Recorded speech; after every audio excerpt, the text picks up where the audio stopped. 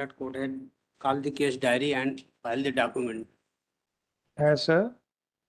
Last date of hearing में court ने record बुलाया था और मेडिकल जी सर। डॉक्यूमेंट क्या डॉक्यूमेंट्स फाइल किया आपने? I file the stay application along with document, क्या मेडिकल डॉक्यूमेंट। ये आपका पैर कटे वाला वो? ये दोनों कूल्हों में जो कब कटा सर? ये मान कटा नहीं था, 25/7/2020 से इंजोर्ड हुआ। अच्छा, लो इंजरी हुई कब हुई? मतलब कब हुई सर ये? 25/7/2020 से अभी कब हुई सर?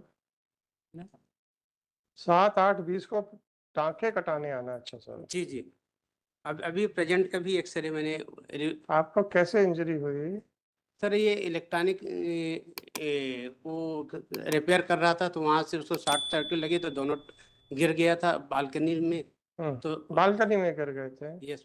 फिर क्या हुआ? तो दोनों कूड़ों में फ्रैक्चर आ गया है। फिर वो ठीक हो गया? नहीं अभी तक ठीक तभी आप कुछ कर पा रहे हो? नहीं मतलब bed to confined to bed हो? यस मतलब नौकरी कर रहे हो? नो मतलब काम कर रहे हो? नो मतलब हाई कोर्ट कैसे आए? हाई कोर्ट एफिडेविट कराने जब कन्फाइंड टू बेड हो तो? मतलब ये वहीं से जो कहाँ से सर? एफिडेविट आया है ना, हाँ, तो वहीं से हो गया है। कहाँ कौन सा एफिडेविट आया है? ये स्टे एप्लीकेशन की जो हमने फाइल की है हाँ ग्वालियर से। जी, ये वहां से एफिडेविट आया है। जी मुकदमा देने जबलपुर नहीं आया था? ब्रदर विश्वास जी, मुकदमा देने जबलपुर नहीं आया था? हम्म।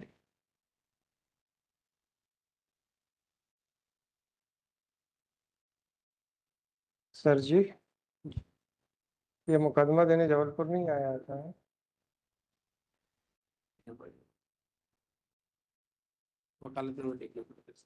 वकालतनामा? इसमें वकालतनामा दो दो शाहियों में है, दो अलग अलग हैंडराइटिंग्स में है।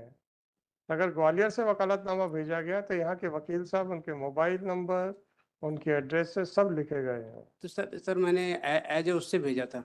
क्या? ये आप स्कैन करके भेज दिया था वहाँ हाँ ग्वालियर। हाँ। वहाँ तो आपने पहले वकालतनामा साइन करके भेज दिया, फिर वहां से होके आ गया? अच्छा, ये ट्रायल कोर्ट में कभी नहीं किया? ट्रायल कोर्ट में उसके पहले गया था और लास्ट डेट में डॉक्टर करा कोर्ट ने कहा लिखा है कि ये व्हील चेयर पे आया है? कोर्ट ने नहीं लिखा। बताओ ना, कहाँ लिखा है? नहीं लिखा। नहीं लिखा तो फिर क्या करो? जब कोर्ट ने देखा और वो नहीं पाया व्हील चेयर के ऊपर, तो क्या करें? सर ये उसका दो चीज कहना था कि ये पहले ट्रायल कोर्ट ने 1,000 किया था, तो दोनों लोगों ने अपील की थी। कोर्ट ने जो मेडिकल दस्तावेज को रिलाइज किए थे, तो कोर्ट का ये कहना था कि इसको 127 के तहत आप मुकदमा दर्ज फिर से लगा सकते हैं। और सेम कोर्ट उसी दिन एक ऑर्डर करती है, उसमें 1,000 से बढ़ा के 5,000 कर। हाँ, तो आपका किस ऑर्डर को चैलेंज किया? 5,000 वाले को कि 5,000? हाँ, तो आपके आपकी रिवीजन में या क्या हुआ वो, उस पर हम क्या कर पाएंगे सर? हाँ, तो मैं एनके P7 को ही चैलेंज किया है। आपने P7 को चैलेंज यस किया मैम। है? और मालट ये तो फिर आपकी रिवीजन पे जो भी हुआ, जी आपकी रिवीजन वाला ऑर्डर कहाँ है? एनएचआर पी ये लगाया हूँ मैं, एनएचआर P5। नो सॉरी हमने जो रिवीजन लगाया पेज नंबर 35 में। 35, हाँ जी। जी जी। कोर्ट ने पैरा 10 में उसको किया। इसको चैलेंज किया है क्या? इसमें इसके साथ चैलेंज नहीं, उसको सेपरेट करना है अलग। हाँ, तो जब नहीं किया तो फिर अब इसके बारे में क्या लिख सकता हूँ? तो कुछ नहीं लिख सकता। जी नहीं, आप गलत कह रहे हैं। उन्होंने कहा है कि कोर्ट ने बिल्कुल सही किया है, और अगर कुछ वेरिएशन होता है तो आप 127 में जा सकते हैं। Yes ma'am. ये हाँ, इसलिए नहीं लिखा है कि 127 का प्रावधान है इसलिए आपके मेंटेनेबल नहीं है।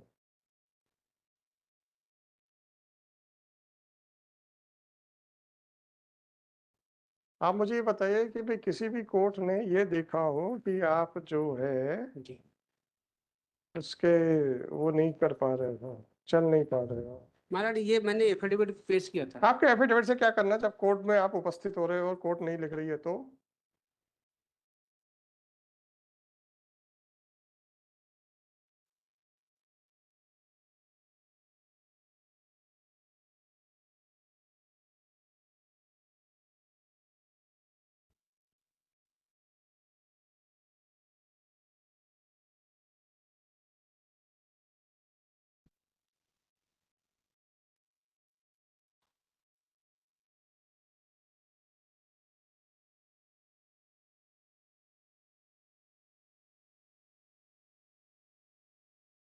आपने तो अपने क्रॉस एग्जामिनेशन में ये तक नहीं पूछा।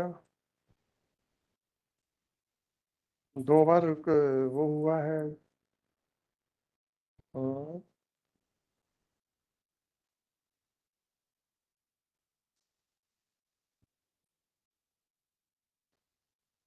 आपने तो लिखा ही नहीं, आपने तो गवाही में बोला ही नहीं। आप तो कहता मैं तो घर में रह के अपने माता पिता की सेवा करता हूँ। सर ये जो घटना हुई है हमारा, ये इसकी 25/7/2020 को। हाँ, जी तो वो तो 127 में जाएगा। जी। तो सही कह रही है कोर्ट। अगर किसी बाद में किसी घटना के ऊपर कुछ अगर आपको लगता है कि चेंज होगा तो 127 में जाएगा। आपकी आपकी आपकी किसी भी। अच्छा चलिए सर, ये ऑर्डर कब हुआ था मजिस्ट्रेट के यहाँ से? मजिस्ट्रेट के यहाँ का ऑर्डर है हमारा, ये है 10/1/2022 को। आपने इसी बीच में घटना हो जाने के बाद कोई एप्लीकेशन लगाई ट्रायल कोर्ट में?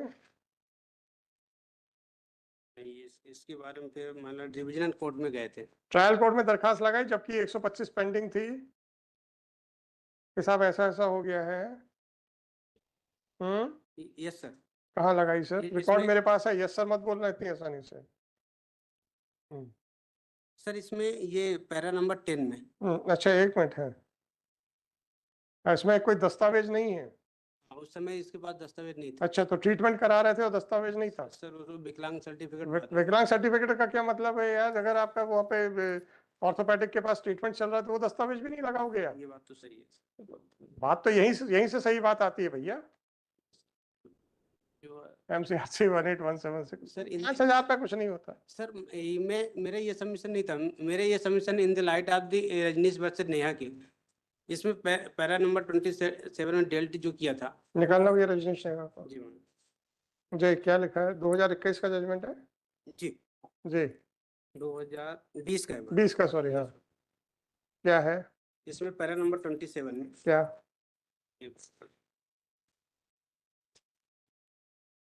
दंड प्रक्रिया संहिता 1973 अध्याय 9 संक्षिप्त कार्रवाई में पत्नी संतानों और माता पिता के भरण पोषण के लिए प्रावधान करता है। दंड प्रक्रिया संहिता की धारा 125 के अधीन भरण पोषण का दावा धार्मिक समुदाय के बावजूद एक व्यक्ति द्वारा किया जा सकता है जिसमें वो संबंधित है। दंड प्रक्रिया संहिता 125 के प्रयोजन और उद्देश्य आवेदक को तत्काल संतोष प्रदान करना है। दंड प्रक्रिया संहिता की धारा 125 के अधीन आवेदन 2 शर्तों पर स्थापित पति के पास पर्याप्त साधन और अपनी पत्नी का भरण पोषण करने की अपेक्षा करता है जो स्वयं का भरण पोषण करने में असमर्थ। ऐसे मामले में पति को मजिस्ट्रेट की पत्नी द्वारा पत्नी को ऐसी मासिक धनराशि का भुगतान करने के लिए निर्देश दिया जाता है जैसे कि वो ठीक समझे। भरण पोषण के पति की वित्तीय क्षमता के आधार पर और अन्य सुसंगत कारणों पर। सुसंगत कार्य यार, मैं इतने दिनों से पूछ क्यों रहा हूँ? पिछली बार भी आपसे पूछा कौन से डॉक्यूमेंट्स हैं। आपसे पूछ रहा हूँ कि आपने निचली कोर्ट में कोई दस्तावेज लगाए? कुछ नहीं लगाया आपने। सर फिर रिविजनल कोर्ट में तो अपन तो रिविजनिस्ट को उससे क्या होगा? जहाँ गवाहियां होनी थी वहां डॉक्यूमेंट लगाते तो आपका वो मेडिकल सर्टिफिकेट वाला इशू, जिस डॉक्टर है उसको एग्जामिन नहीं करना पड़ता? डिसेबिलिटी सर्टिफिकेट जिसने दिया उसको एग्जामिन नहीं करना पड़ता? जब आप गए थे वहां पे रिविजनल कोर्ट में तो रिविजनल कोर्ट ने आपकी डिसेबिलिटी के बारे में क्यों नहीं ऑब्जर्व किया? मेरा निवेदन यही है महाराज, हमने यहाँ अरे पत्नी है यार, 5,000 देने में कुछ नहीं होता। सर वो जब कैपेबल होता। कोई बात नहीं, वो शासन। आपको मालूम है कि आपका घर और वहां का जेल कितनी दूर है? ग्वालियर का नहीं मालूम है ना? आपके पक्षकार को मालूम है। हमने एड्रेस देख लिया ना। जी जी। तो मैं हाँ, सेंट्रल जेल के पास का तो एड्रेस ही लिखा है। पास में तो रहते ही, उसमें क्या है? रास्ता हम बता देते हैं। सर मेरा ये निवेदन हम रास्ता बता दें कहाँ से जाना है? थोड़ा कुछ नहीं है। सर इसमें तो इतना तो उसकी कैपेबिलिटी तो देख लें क्योंकि उसका जो मेडिकल। मिस्टर काउंसल प्लीज, जब आपको दिखाना था तो आपने दिखाया नहीं। प्यार से बात करता हूं तो आप लोग जवाब नहीं देते हैं। जब आपको दिखाना चाहिए था आपने दिखाया नहीं, जहां दिखाना चाहिए था वहां दिखाया नहीं। मेरे से कहते हैं कि मैं देखूं।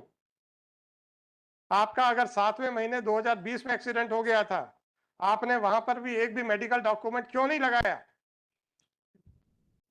क्यों नहीं लगाया आप? तो आपको मालूम था कि अगर डॉक्यूमेंट लगा दिया तो इसको प्रूव करना पड़ेगा, और आप चाहते हैं कि डॉक्यूमेंट मैं रिकॉर्ड के ऊपर लेके इसको रिमांड कर दूं। और जब आपको वही चीज करने का पूरे अधिकार थे, मौका था, दस्तूर था, तब आपने कुछ नहीं किया, उसका आप जवाब नहीं दे रहे हो मेरे को। मैं अगर आज ये डॉक्यूमेंट्स रिकॉर्ड पे ले लूंगा तो क्या मुझे रिमांड नहीं करना पड़ेगा, whether they are the public documents और they are required to be proved. और जब आपके पास पूरा 1 साल था उसको प्रूव करने के लिए, तब आपने वहां पे एक भी कागज नहीं लगाया। क्यों नहीं लगाया? क्योंकि हमारे पास डिसेबिलिटी सर्टिफिकेट नहीं था। अरे तो डॉक्टर से तो ट्रीटमेंट करवा रहे थे, ऑर्थोपेडिशियन के पास तो गए हुए थे, तो वहां पे प्लास्टरें तो लग रही थी, तब वो डॉक्यूमेंट्स नहीं थे आपके? क्या बद मजाक कर रहे हो यार? जब प्यार से क्वेश्चन पूछते हैं तो यार उसका मतलब यह नहीं है कि भाई उसका अर्थ जो है आपको समझ में नहीं आता। MCRC 18176/2024. This application under Section 482 of CRPC has been filed against the order dated 23/3/2024 passed by Additional Session Judge Powai District Panna and Panna in criminal SRR in criminal revision number 8/2022 and order dated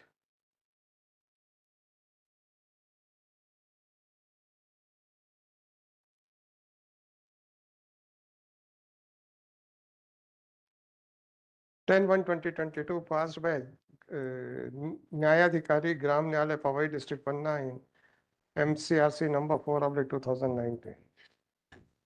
The undisputed facts are that the applicant and the respondents are legally are the husband and wife. The respondent filed an application under Section 125 of CRPC. The evidence of the respondent and her witnesses were recorded on 27/9/2019, 9/11/2019, and 4/12/2019.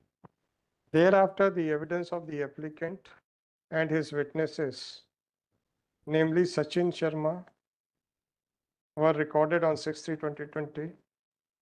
The evidence of R.P. Sharma, retired Deputy Commandant, and Ram Shiromani Mishra were recorded on 27/8/2021. And the Gram Nyalaya by order dated 10/1/2022 allowed the application filed by the respondent and awarded a monthly maintenance at the rate of ₹1,000 per month. Being agreed by the said order, the applicant as well as the respondent preferred separate revisions. The revision filed by the applicant was registered as criminal revision number 8/2022, whereas the revision filed by the respondent was registered as criminal revision number 17/2022. The revision filed by the applicant has been dismissed by the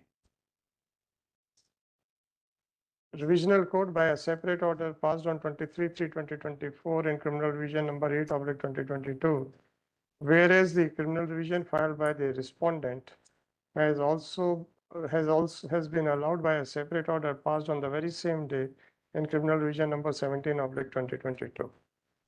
It is submitted by counsel for the applicant that applicant had met with an accident and because of electrocution, he fell down on the floor. As a result, he sustained injuries on his hips and now he is completely bedridden and he can't move. Therefore, he is not an able-bodied person.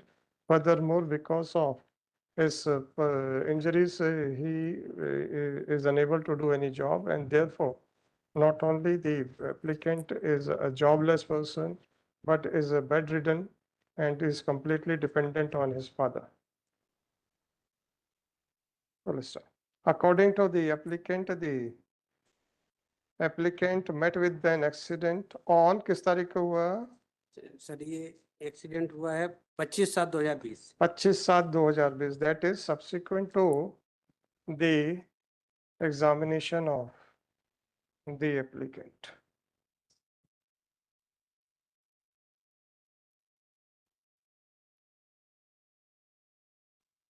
The applicant also filed a copy of the disability certificate before the revisional court However, the revisional court has allowed the revision filed by the respondent and has enhanced the maintenance amount from rupees 1,000 to 2,000. Challenging the orders passed by the courts below, it is submitted that the applicant is unable to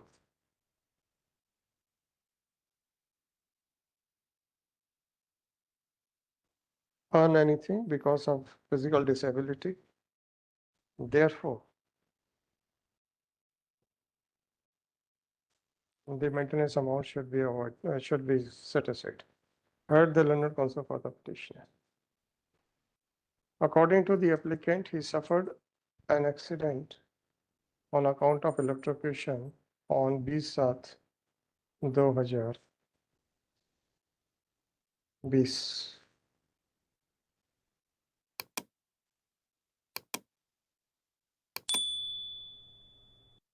The counsel for the applicant was directed to point out as to whether any document of treatment was filed by the applicant before the trial court or not.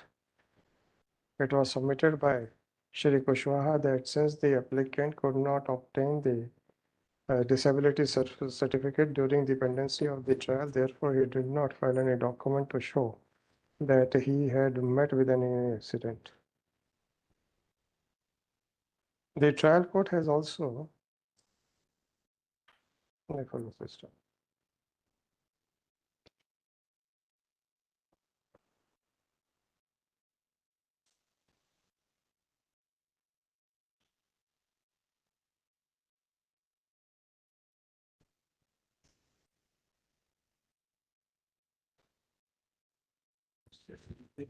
Sorry, my lord.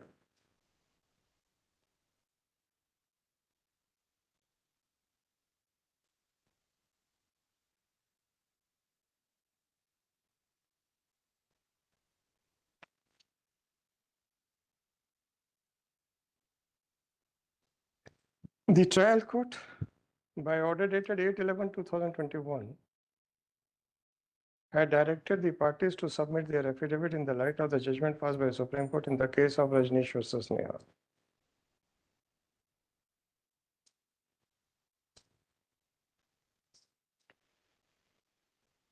In the affidavit, the applicant did not disclose that he is suffering from any serious ailment or physical disability, physical or mental disability.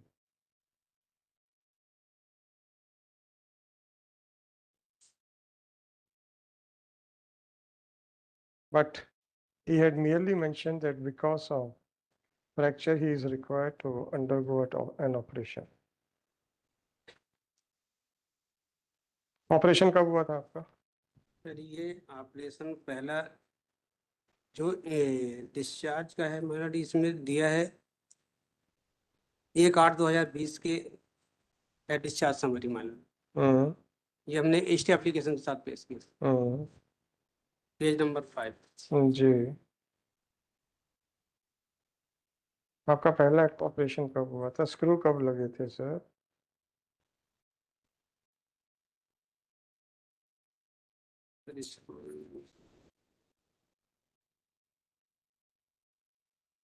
Screw का जो दिखा रहा है मतलब 1/6/2021 वाले 1/6/2021 के x ray वाले में दिख रहा। हाँ, तो आप पे लगे कब थे सर? या ओल्ड लिखा रहा है, बीच cholesterol. Next, the applicant did not pay for any time to prove those. Now, along with an affidavit, it appears that the photocopies of certain medical prescriptions were filed. But it appears that the applicant did not file any application for examination of the doctors to prove the documents, medical documents. And accordingly, the case was finally heard. Before the revisional court, the applicant had filed a disability certificate according to which the applicant had suffered 40% motor disability. From the record of the revisional court, it is clear that in disability certificate, it is specifically mentioned as under bracket में inverted comma, he has 40% in figure, 40% in words. 40% bracket में in figures, फिर 40% words में आएगा, bracket में in words. Temporary disability in relation to his both leg, as per the guidelines. ये यहाँ से ले लीजिएगा, C को पूरा ले लीजिएगा, या A को पूरा A से लेके इतना कर लीजिएगा. Thus, it is clear that from disability certificate, the applicant had suffered a temporary disability of 40% in relation to his both legs.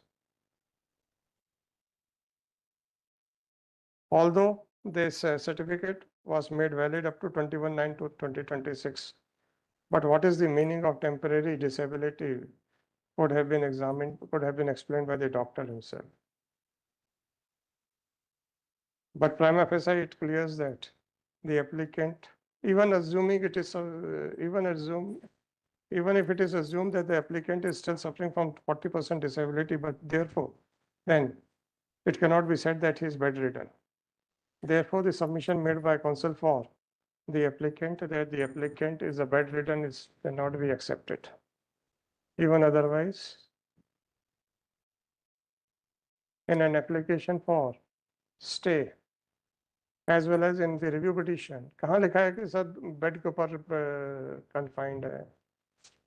Sir मैंने Even otherwise, in the affidavit in support of the stay application, as well as in the memo of revision, it has not been pleaded by the applicant that he is bedridden. Under these circumstances, this court is of considered opinion that both the courts below did not commit any mistake by holding that the applicant is competent enough to earn to the system. So far as the quantum of maintenance amount is concerned, looking to the value price of the goods of daily needs, price index, etc., an amount of rupees 5,000 cannot be held to be on a higher side. Accordingly, no case is made out warranting interference. The application failed and it is by dismissed. हाँ sir, माला हम रिलायंस रजनीश प्रसाद नया की judgement कर मैंने भी तो लिख दिया है ना. हाँ, कौन सा पैराग्राफ कह रहे थे? 27 पैराग्राफ 27 27. Yes ma'am.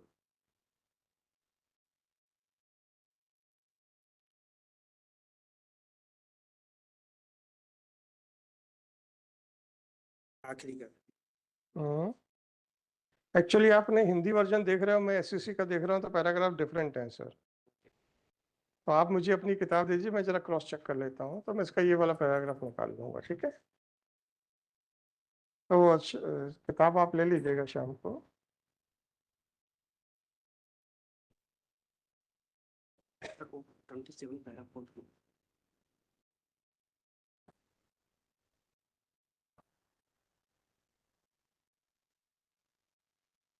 ठीक है,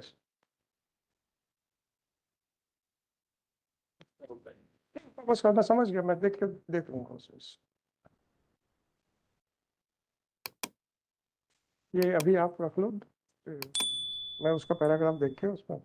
So far as the contention of the counsel for the petitioner that the Supreme Court in the case of Rajneesh versus Neha reported in so and so is concerned, this court has already considered the physical ability or the disability of the applicant. Once the petitioner has failed to prove that he is bedridden, and coupled with the fact that the disability certificate relied upon by the applicant is a temporary certificate, this court is of considered opinion that in absence of the medical report that the applicant is confined to bed,